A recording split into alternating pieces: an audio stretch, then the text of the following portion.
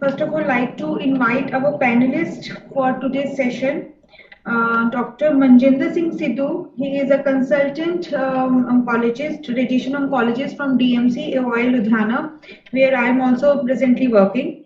And next, I am inviting Dr. Janit Sachdeva. She is a consultant radiation oncologist at CMCH, Ludhiana. Dr. Archana Datta, she is a radiation oncologist at PIMS, Jalandhar.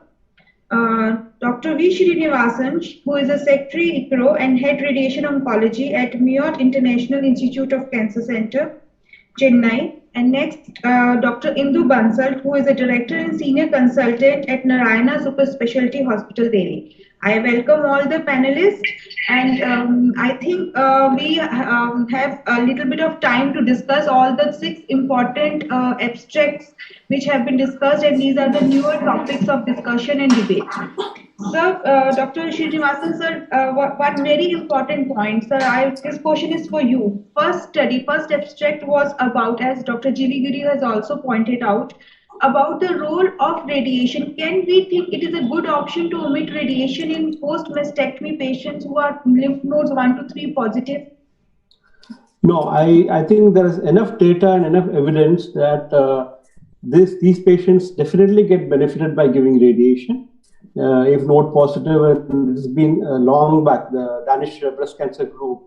So from those data itself, it's clear that patient with 1 to 3 positive nodes, if it is macrometastasis, then they definitely get benefited from post-mastectomy radiotherapy, and there is no doubt about that. So as of now, on this day, please don't omit radiation for patient even with 1 positive node in breast cancer. Definitely, sir. We also are following the same things, and the study has highlighted one thing that was a matter of discussion we wanted to discuss with you. And definitely, radiation has a role. Even if we are having even 1 positive nodes and patient is a high risk candidate, and we should give radiation. Yes. And anyone else who wants to comment on this? The discussion here is that whether you can replace trastuzumab with radiation. In a HER2 positive, in a small volume disease, the exploration was that if you could avoid radiation when you're giving trastuzumab, that is fine for overall survival is fine. But whether you could avoid it for loco-regional failures, especially as it is controversial whether you want to give or not for 1, 2, 3. That was what the controversy was. And since you are giving trastuzumab, why not avoid radiation? That was what they were probably looking at. I don't know, but it's a good idea. I think there's one more paper down the line which also said it's better to give radiation because then the local regional failure decreases. I mean, that's what my take is. Yes. So even coming down the abstracts, even when you see the HERA trial also, again, they have proved there is definitely 7% overall survival benefit. Even though you give trastuzumab, still radiation has increased the survival to increase around 7%. So definitely, trastuzumab cannot replace radiation at this point of time.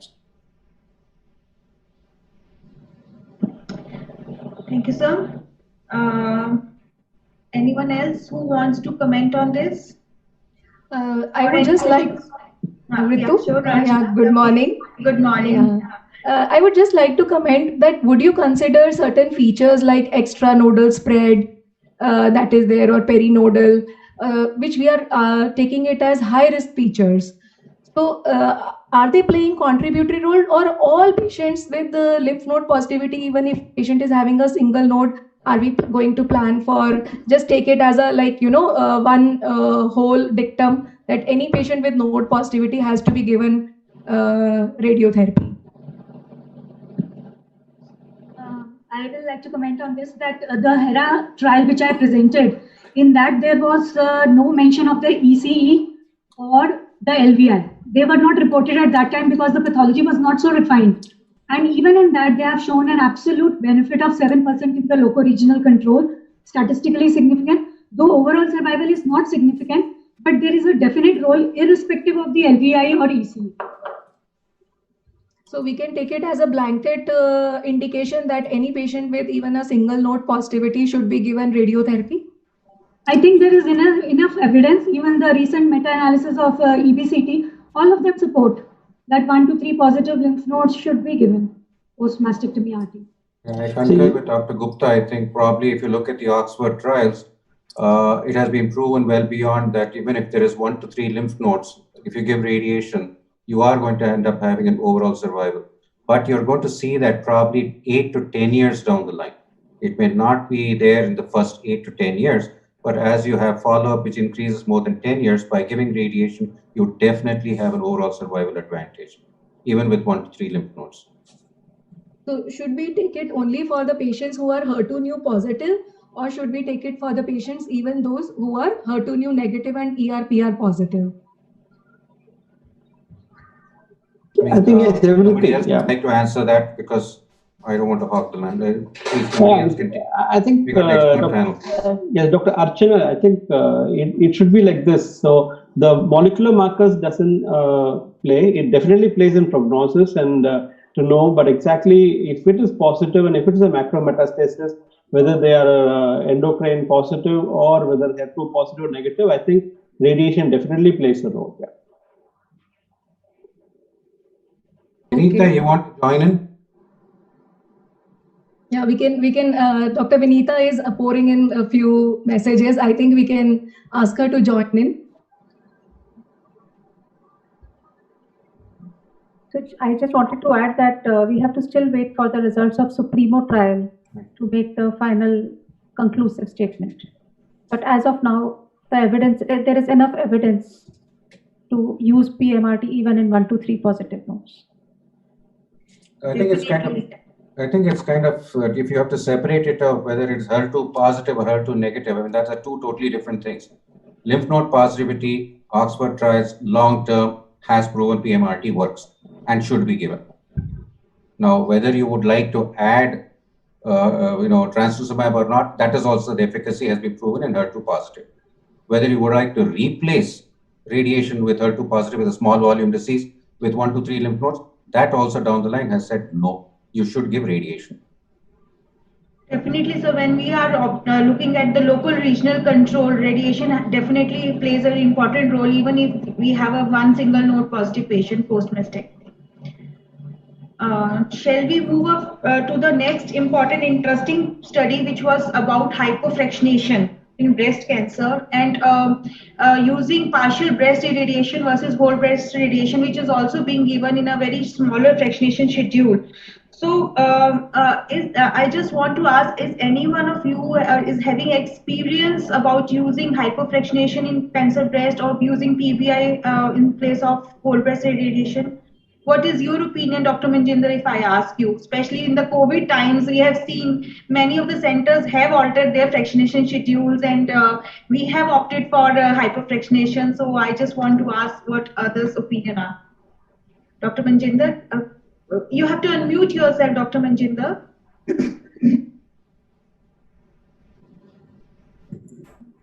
Hello, am I audible? Yes, you are audible. Good morning, everybody. I would like to add that this hypofractionated study, which was just presented, it was a very nice study, I would say, because till date, also as per the NCCN and other guidelines, the hypofractionated regime, which is 42.5 Gray and 16 fractions, should only be given to the chest wall or the only breast without nodal radiation. But this study has shown that it has also included the nodal radiation along with the chest wall radiation. So we also in this COVID era, since March onward, we have started hypofractionated radiation to the chest wall along with the regional lymph nodes. So we are practicing 42.5 Gray and 16 fraction. One important thing in this hypofractionated regime I would like to add, that you have to look for the V16, not the V20 Gray dose, which is used in 50 Gray. And usually what we have seen that V16 Gray to the ipsilateral lung, as per the guideline, it should be between 10 to 15%. But we are not able to achieve 10 to 15% if we are irradiating also the nodal along with the chest wall radiation. So usually we get around 23 to 24%. So we are also doing a prospective trial on this. Basically, we are comparing the rapid arc with IMRT. So we are trying. We have seen the initial results with the rapid arc, we are able to achieve better low dose regions compared to high dose regions. So I think this is a good option Anyone else who wants to share the experience and what are your schedules you're following at your institutions? So at my place also we have been using hypofractionated radiation routinely, but as said earlier, all of us were using mainly for chest wall and whole breast radiation, and not much for nodal. But I would say that if it's axilla and SCF, then it's still okay. But for IMC, I would still not be very comfortable using hypofractionation as of now. So if any patient needs IMC, then I'm not using hypofractionation.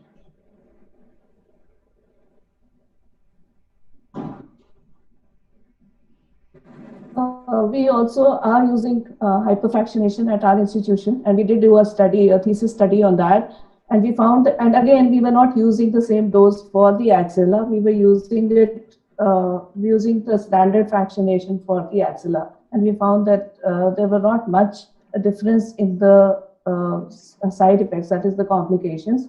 However, in this study, I was thinking that there are, the incidence of lymphedema was seen to be much more than the usual mastectomy plus axillary lymph node dissection patients. Like it was 22% versus 10%. So in our usual practice also lymphedema is about 6 to 10%. So maybe it will be interesting to see how it goes later on. And definitely once we have also started using hyperfractionation schedules more frequently since March, once the pandemic started and the patient had difficulty in coming for a longer period of time. But we have not seen any of increase in the acute side effects or the toxicity in the patient. The patients tolerated the hyperfractionated schedules equally good as compared to the routine fractionations. So this was our observation, and it is a good thing that this paper has also come up for discussion, and we wanted to discuss and share, listen to the experiences of all the people who have joined us today, what all protocols they are following, or have they done any modifications for the fractionation in breast cancer.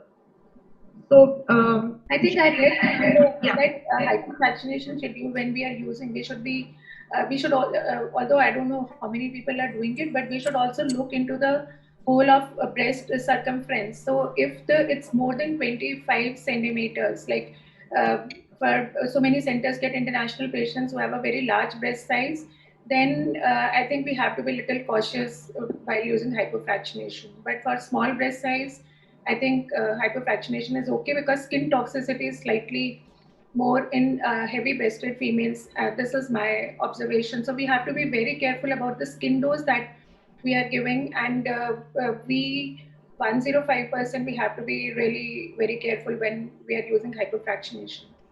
So I don't know what is the experience of others with large pendulous breast or heavy breasts with hypofractionation, even without nodal radiation. If someone wants to share, I would be happy to learn about it. I agree with Dr. Indu, because some patients which we get from Fiji, those patients will have very huge breasts, so it's very difficult to do hypofractionation. So like you said, the breast circumference is very ideal. Most of our Indian patients do tolerate well, but international patients, we use the conventional 50 gray 25 fractions on. Actually, I agree with you, Indu. We have had the same problem here with large breasts, wherein at the end of radiation, we have seen a lot more edema as compared to other patients. And patients do complain of mastalgia because of, because of the weighing down. So that's one thing that we have had. And there has been times when we have hesitated in continuing that with a boost to the cavity. So we've had to actually give a treatment gap for about a week or so, or 10 days. Before we really take it up. So that is one of those exceptions that we probably see. But by and large, I think 14, 15 is a very well accepted. Now we'll conclude the session. Last comments. Late, 25 minutes late. Now we have to conclude. Okay, sir. Okay, sir. So a few topics are left for discussion, but next time definitely. And thank you, Dr. Neeraj, for creating this platform of virtual conference and giving us an opportunity to connect. I think I'm seeing a lot of people after so many months, and after actually seeing Dr. Vijayanand Reddy's background of C and the breeze of the sea. I was also tempted when the corona thing will end and we could actually go there and enjoy our vacations and have a good time. Thank you so much everyone for your nice participation, and